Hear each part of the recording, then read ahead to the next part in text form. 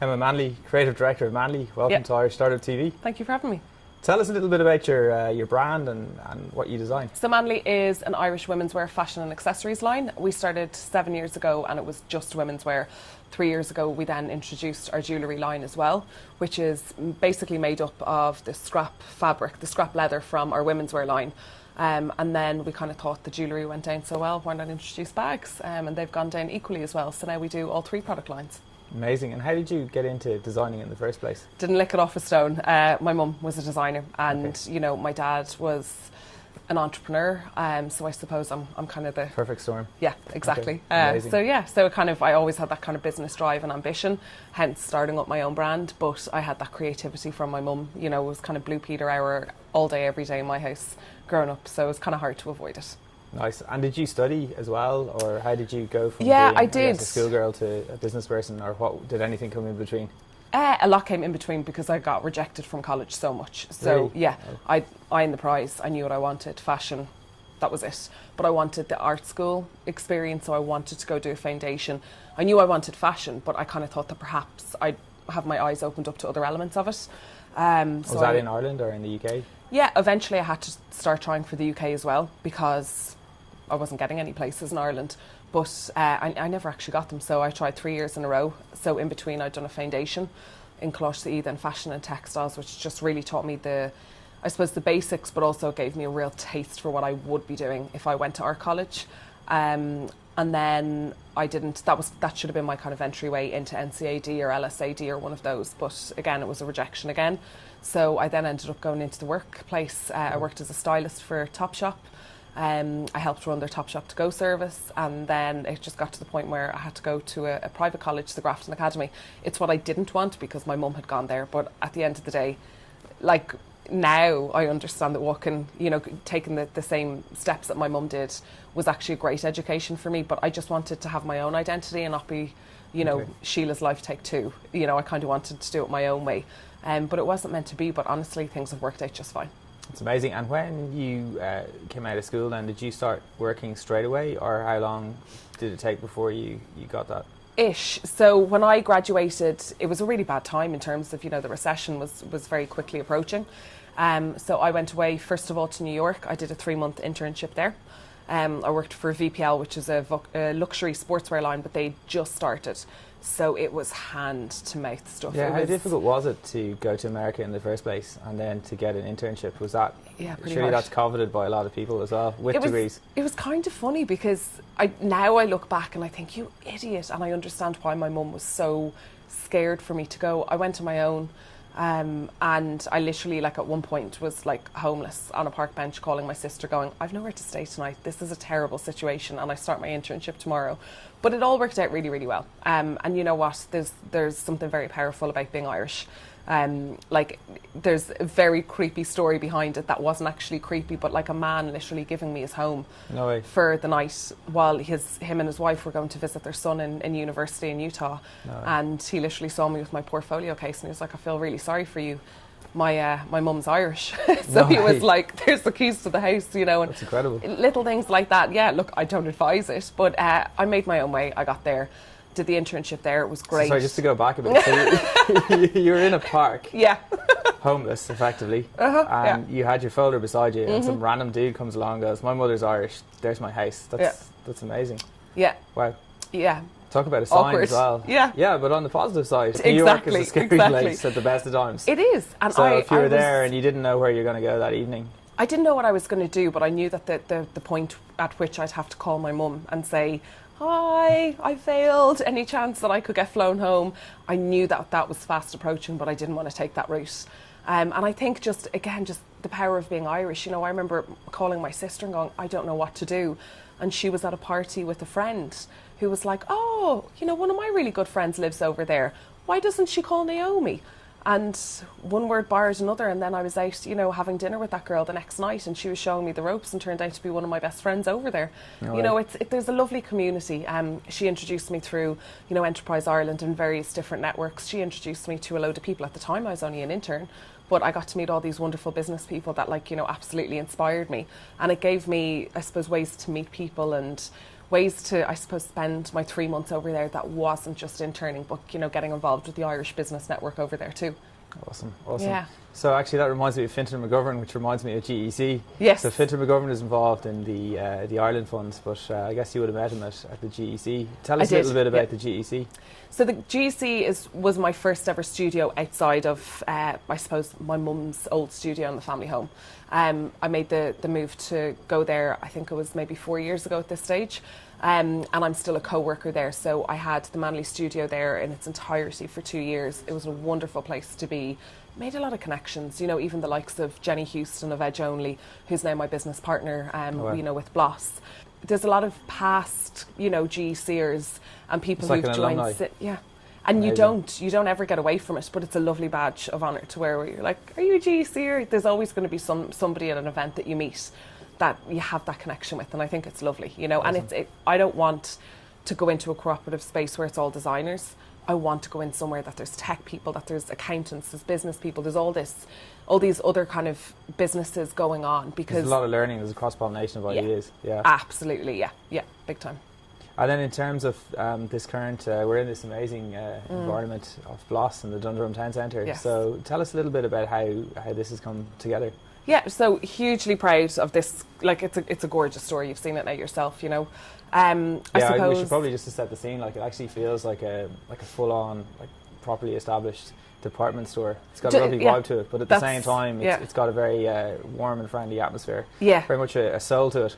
What we kind of say now is, and this wasn't the aim initially, we wanted it to be, you know, a luxury store, but it feels like a luxury Irish department store at this point because we have so many brands under the one roof. But I suppose essentially myself and Jenny met in the GEC. We both were working with the same accountant, Paul Haycock, and I honestly think that he got to the end of every year giving us the bad news about our accounts, and he would have seen us working so hard, and, you know, knowing that we were really grafting, and both of us, you know, we're selling well and we've built up a great following, but there's no support system for the kind of businesses that we run. So we dive into that a little bit more then, like, so on a yearly basis, like, how do you guys measure your growth, and why was that not looking good to an accountant? And maybe speaking specifically to yourself, we'll ask Jenny separately. Yeah, I can't answer for her. Exactly. I suppose that with fashion is we're making things so far in advance. So, you know, the leather for our pieces, the fabric for our pieces are bought, you know, sometimes 2 years in advance. Wow. We're making all of the product, and we're sitting on all this product hoping that it sells. And then, you know, you need quite substantial marketing budgets to get out there, you know, which neither of us had. So it is very hand to mouth, and that is the reality for all, I honestly believe, all kind of designers in Ireland. It's just the way it is. And I suppose with the support systems at the moment, they tend to be for high potential startups, for tech businesses. And, you know, the amount of things that I've been at where you see other companies getting funded because they have a huge tech element, and I'm there going, we have product, we're selling really well, but we still don't get the benefits and the support systems in place for us that they would get. And I suppose it's just a sign of the times. Everything is cyclical. You know, hopefully in time there will be more support systems put in place for creatives, because I think what we're doing is hugely important. Number one, because, you know, obviously we're creating employment in Ireland. A lot of the bigger companies are creating employment, you know, over in the likes of China. But what we're doing is we're employing the craftsmanship that we have right here in Ireland. A lot of Irish brands are very much keeping different trades alive in Ireland. Like the CMT industry was something my mum grew up in. You know, it was factories producing garments right here. Just in case anyone is watching and they're not familiar with the... Cut, measure, trim. Okay. So essentially garment manufacturing. So that's something that's really difficult to scale, because I understand this hugely. That if you are working on a line of products and then you need to bring in seamstresses, you can't just kind of scale up and scale down very easily. No. Have you seen any models that work? As of yet, in Ireland, no. Okay. No, I think it's something that's very tricky. It's going to need an awful lot of support to get it back up and running. But I do see the want for small producers to do that. So for us, for example, I use it's a 5th generation family run factory over in Italy. Okay. So I need their craftsmanship because we use a lot of leather. That's for the leather. In very detailed ways. I need their abilities to give that dress that perfect finish. So we produce 50% of our product with them. The same with the handbags. We don't have a really good, you know, handbag manufacturer here. So again, we do all the embellishment and all the beautiful time-honoured stuff here. and then we send the embellished panels of our bags over to Italy to be made in the same factories where the leading luxury brands of the world get theirs made. But in saying that, we also have a manufacturer here who sews up all of our leather t-shirts, but we do all the intricate detailing and finishing in the studio.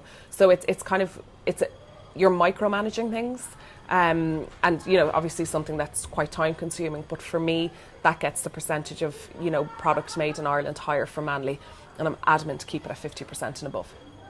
That's amazing.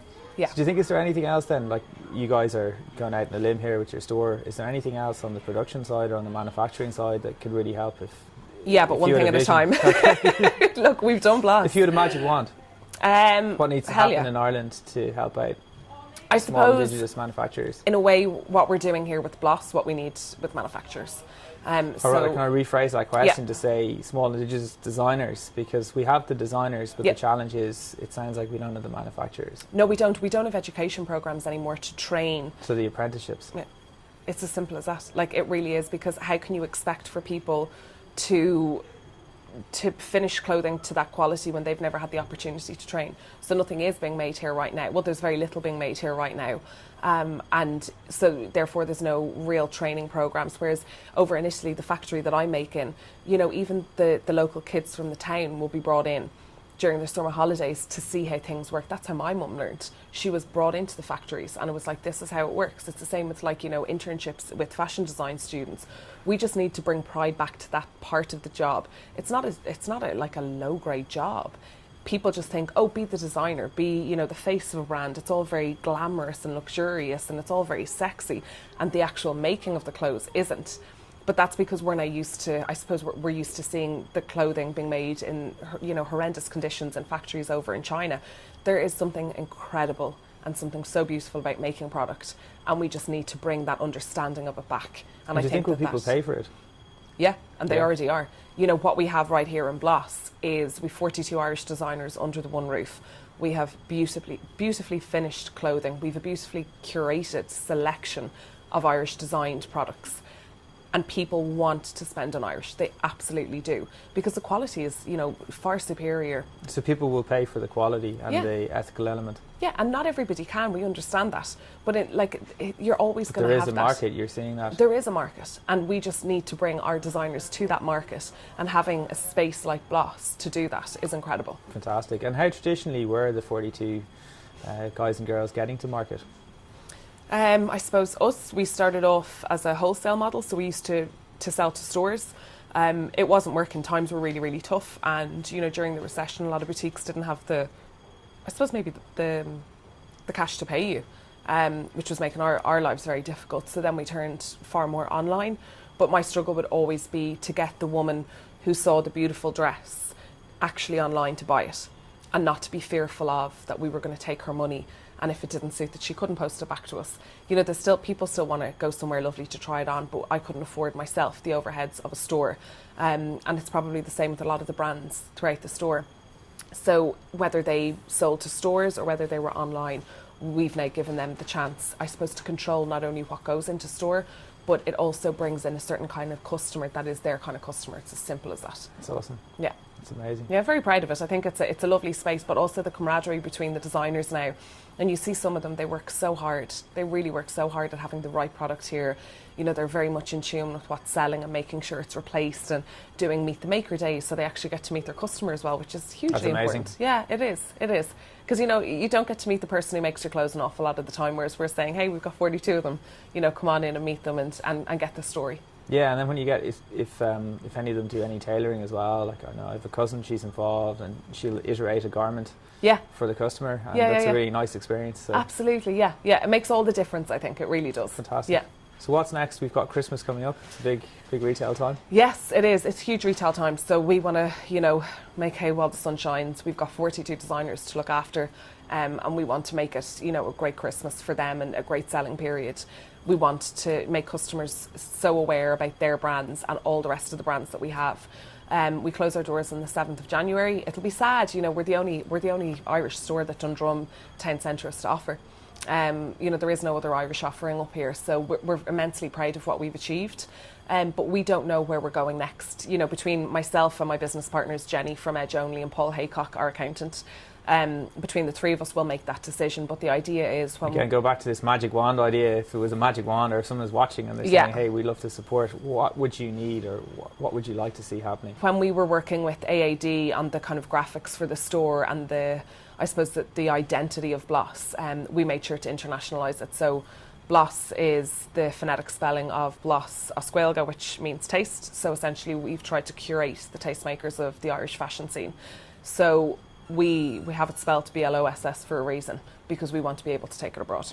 And I suppose the idea with the store, even down to the colour palette and the materials used, is that we will be able to lift everything from here and put it in another situation, in another county, in another country, wherever it might be. We want to bring our offering of incredible Irish talent somewhere else. And the reality is that we can compete with the brands across the world, throughout the world. Absolutely, we can compete. We just need to give them the platform to do that, and they haven't had the opportunity since. And I think when you're bringing brands en masse, that's when people go, wow, like this is breathtaking. This is a really phenomenal offering. Amazing. Well, best of luck. Thank you so much. I love the project. Cheers. Thank you. And thank you for supporting. Thanks very much.